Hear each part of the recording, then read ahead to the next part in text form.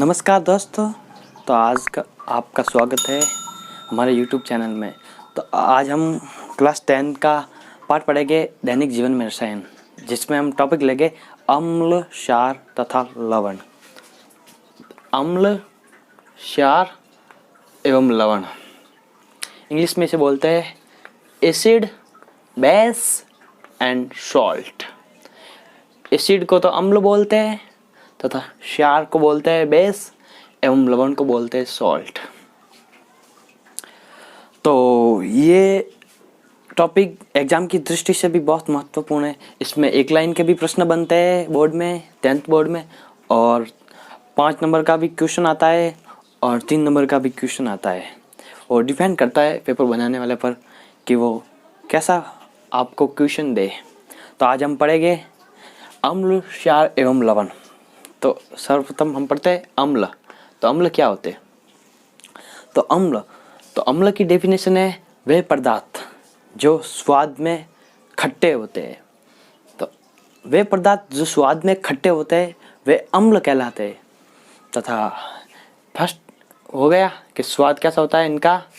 स्वाद इनका होता है खट्टा। अम्ल का स्वाद होता है खट्टा। और दूसरा इसमें हम लिटमस पत्र होता है जो अम्ल व क्षार के गुणों को विभेद करने के लिए इसका उपयोग किया जाता है, लिटमस पत्र का। आगे हम पढ़ेंगे लिटमस पत्र का पूरा विवरण।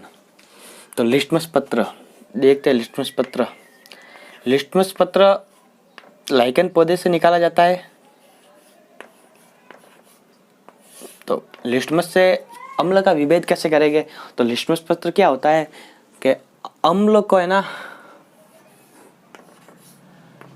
नीले लिटमस से लाल में परिवर्तन कर देता है। नीला लिटमस लाल में परिवर्तित कर देता है।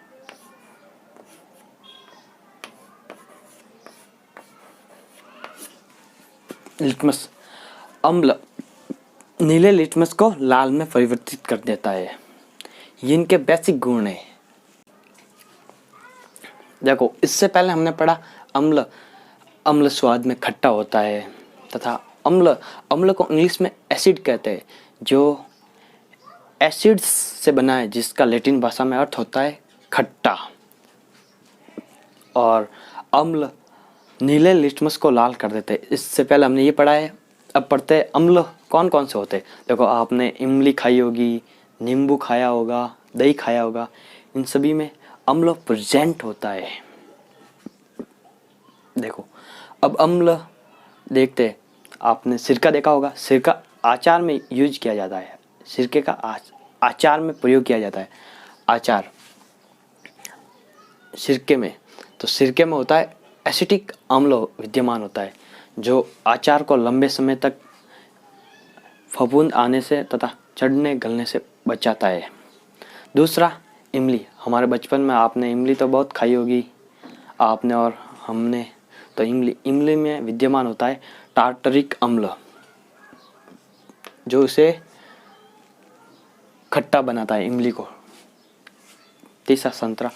हमारे घरों में आपने संतरा खाया होगा। तो संतरे में होता है एस्कॉर्बिक अम्ल। और फोर्थ है लाल चिट्टी के डंक में। तो लाल चिट्टी के डंक में फॉर्मिक अम्ल प्रेजेंट होता है, जिसे हम मेथोनिक अम्ल भी कहते हैं। और फिफ्थ है जठर रस। जठर रस में HCl विद्यमान होता है। HCl हाइड्रोक्लोरिक अम्ल, जो हमारे शरीर के आमाशय में विद्यमान होता है। देखो, अम्ल हमने पढ़ा अम्ल खट्टा होता है। सबसे पहला बेसिक गुण तो यही है, अम्ल खट्टा होता है। तथा अम्ल को इंग्लिश में एसिड कहते हैं, जो लैटिन भाषा के एसिड्स का मतलब होता है खट्टा, जिससे बना है। तथा अम्ल का सेकंड गुण है कि ये अम्ल नीले लिटमस को लाल कर देते हैं। तथा अब इनमें कौन कौन से अम्ल किस में विद्यमान होता है? तो हमारे दैनिक जीवन में खाने वाली वस्तुओं में अम्ल विद्यमान होता है। बहुत सी वस्तुएं जैसे दही है, इमली है, नींबू है, इन आदि में अम्ल विद्यमान होता है। तो सिरके में एसिटिक अम्ल होता है। सेकंड है इमली, इमली में टार्टरिक अम्ल विद्यमान होता है। और थर्ड है संतरा। तो संतरा आपने खाया ही होगा, सबने खाया होगा। संतरा स्वाद में खट्टा होता है, तो संतरे में होता है एस्कार्बिक अम्ल। और फोर्थ है लाल चिट्टी। जब लाल चिट्टी काटती है तो हमें बहुत ज़्यादा दर्द होता है एक बार में। जैसे ही काटती है तो उसमें ऐसा इसलिए होता है क्योंकि उसमें अम्ल होता है, और जो अम्ल हमारे शरीर में जैसे ही वो काटती है तो अम्ल हमारे शरीर में प्रवेश करता है और हमें दर्द होता है क्षण भर के लिए। तो लाल चिट्टी के डंक में फॉर्मिक अम्ल या मेथोनिक अम्ल प्रेजेंट होता है। फिफ्थ है जठर रस। जठर रस में HCl प्रेजेंट होता है, जो हमारे आमाशय में होता है, हमारे शरीर के आमाशय में होता है। इससे पहले हमने अम्ल के गुण के बारे में जाना, अब हम क्षार के गुण धर्म के बारे में जानेंगे। तो हम अब क्षार के बारे में पढ़ते हैं। तो क्षार को इंग्लिश में तो बेस बोलते हैं, और इसके गुण धर्म, तो फर्स्ट गुण धर्म है स्वाद। तो टेस्ट में कैसे होते हैं क्षार? तो टेस्ट में क्षार कड़वे होते हैं, स्वाद में क्षार कड़वे होते हैं, खारपन होता है इनमें। सेकंड इनका गुण धर्म, तो सेकंड लिटमस टेस्ट। तो लिटमस, तो क्षार लाल लिटमस को नीले में परिवर्तित कर देते हैं। क्षार लाल लिटमस को नीले में परिवर्तित कर देते हैं। थर्ड गुण धर्म क्षार का स्पर्श में कैसे होते हैं? तो स्पर्श में क्षार चिकने होते हैं, साबुन जैसे चिकने होते हैं। क्षार साबुन जैसे चिकने होते हैं। तथा अब लेते हैं क्षार के प्रकार। तो फर्स्ट है sodium hydroxide, NaOH, sodium hydroxide. अब सेकंड है potassium hydroxide, KOH। Third aluminium hydroxide, AlOH थ्राइस्ट, बड़ा कोष्टक बंद, एल्यूमिनियम हाइड्रोक्साइड। फोर्थ है अमोनियम हाइड्रोक्साइड, NH4OH, यह है अमोनियम हाइड्रोक्साइड। और इसी के साथ हम जानते हैं कि क्षार में एक और गुण पाया जाता है जो अम्लों को उदासीन कर देते हैं। तो इनमें क्या अम्लों को उदासीन करने का गुण पाया जाता है? क्षार अम्लों को उदासीन कर सकते हैं, अम्लों को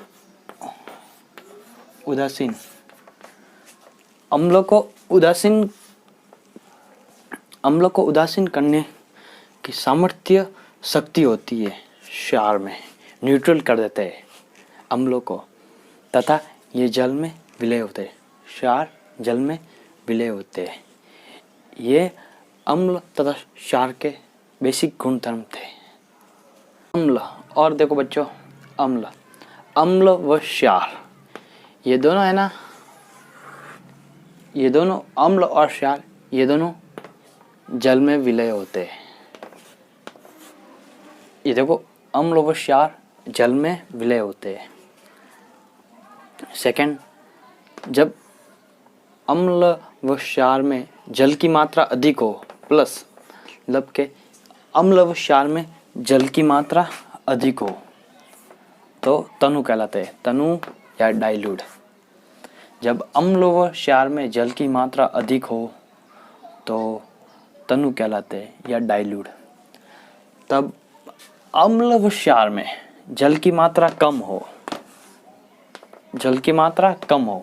माइनस मतलब के कम, तो सांद्र कहलाता है, कॉन्संट्रेट। जब अम्ल व क्षार में जल की मात्रा अधिक हो तो तनु कहलाते हैं, तथा जब अम्ल व क्षार में जल की मात्रा कम हो तो डाइल्यूट कहलाते हैं, और अम्ल व क्षार जल में विलय होते हैं। तो अब हम पढ़ते हैं लवण के बारे में। तो लवण देखिए, अम्ल और क्षार जब दोनों मिलते हैं तो लवण प्राप्त होता है और हमें जल प्राप्त होता है। ये एक उदासीनीकरण अभिक्रिया होती है। देखो एक बार फिर से, अम्ल और क्षार जब अभिक्रिया या फिर रिएक्शन करते हैं तो लवण और जल प्राप्त होता है हमें, और ये एक उदासीनीकरण अभिक्रिया होती है। और अब देखते हैं, उदाहरण के माध्यम से देखते हैं। ये हमारा है अम्ल और ये है हमारा क्षार। ये दोनों अभिक्रिया करेंगे तो हमें लवण और जल प्राप्त होगा। तो देखते हैं,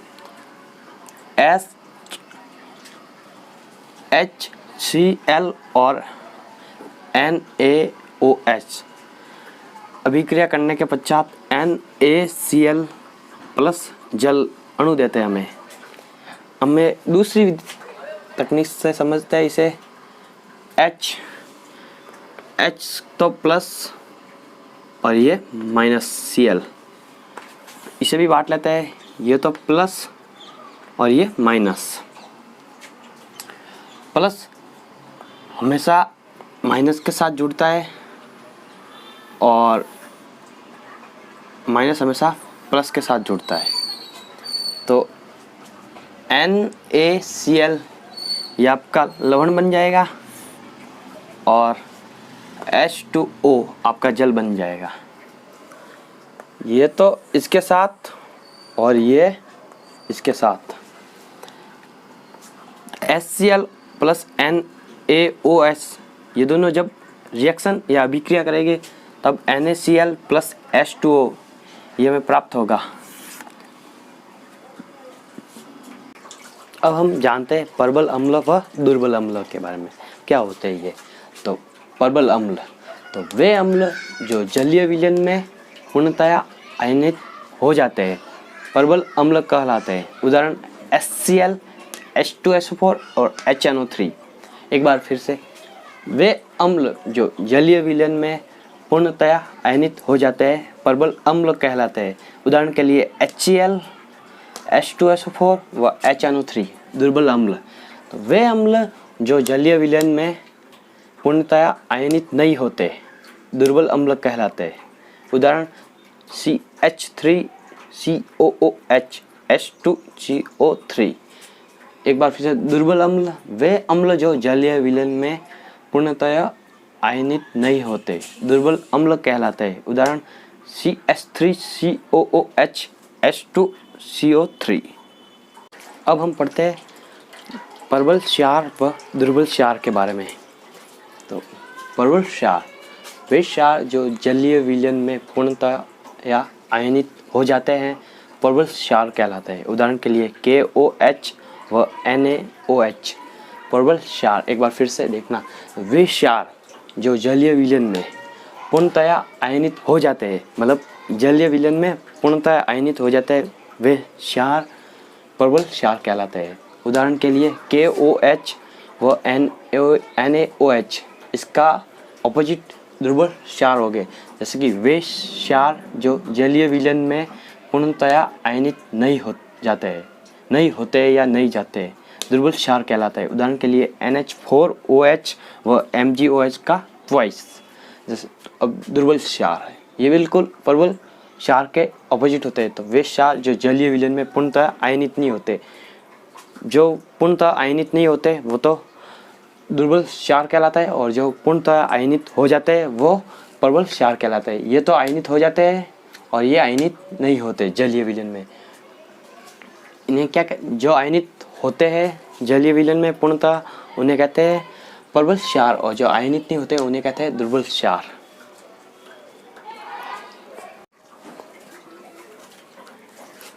अब हम जानते हैं अम्ल व क्षार के बारे में कुछ इम्पोर्टेंट फैक्ट। तो फर्स्ट फैक्ट है खनिज अम्ल। तो खनिज अम्ल होते हैं H2SO4 और HCl और HNO3। इनका उपयोग किया जाता है एक तो पेंट में, और एक उर्वरक बनाने में, और एक औषधि बनाने में। और सेकंड है हाइड्रोक्लोरिक अम्ल HCl। इसका उपयोग किया जाता है उद्योगों में और बॉयलर को साफ करने में। बॉयलर को अंदर से साफ करने में HCl का उपयोग किया जाता है। और थर्ड है HNO3 नाइट्रिक अम्ल। उर्वरक बनाने में व सोने व चांदी के गहनों को साफ करने में, उर्वरक बनाने में व तो 4 अम्लराज या फिर एक्वारेंजिया। एक्वारेंजियम क्या होता है? इसका देखो फर्स्ट तो इसका उपयोग गोल्ड को गलाने में किया जाता है, सोने जैसी धातुओं को गलाने में किया जाता है इसका उपयोग। इसका देखो एक भाग तो HNO3 का और 3 भाग HCl का, दोनों का अनुपात एक्वारेंजिया कहलाता है। अम्लराज, इसका उपयोग सोने जैसी धातुओं को गलाने में किया जाता है। 5 सल्फ्यूरिक अम्ल। सल्फ्यूरिक अम्ल को अम्लों का राजा कहते हैं या फिर किंग ऑफ एसिड। सल्फ्यूरिक अम्ल H2SO4, इसका उपयोग सेल कारों की बैटरी में किया जाता है। और नोट, किसी भी देश की औद्योगिक की प्रगति की दर सल्फ्यूरिक अम्ल के आधार पर की जाती है। किसी भी देश की औद्योगिक की प्रगति की दर सल्फ्यूरिक अम्ल के आधार पर की जाती है। ये इम्पोर्टेंट है, आप इसे याद रखना। एक तो ये एक्वारेंजिया, ये भी इम्पोर्टेंट है, और ये सल्फ्यूरिक अम्ल, ये भी इम्पोर्टेंट है। ये दोनों आपको याद रखने हैं। Fact number 6, milk of magnesia, MgOH का ट्वाइस। मिल्क ऑफ मैग्नीशिया का उपयोग पेट की अम्लता को दूर करने में किया जाता है। और 7th पॉइंट, चालकता होती है। अम्ल व क्षार के जलीय विलयन को विद्युत के सुचालक होते हैं। अम्ल व क्षार के जलीय विलयन विद्युत के सुचालक होते हैं। ये थे अम्ल व क्षार के कुछ इम्पोर्टेंट फैक्ट।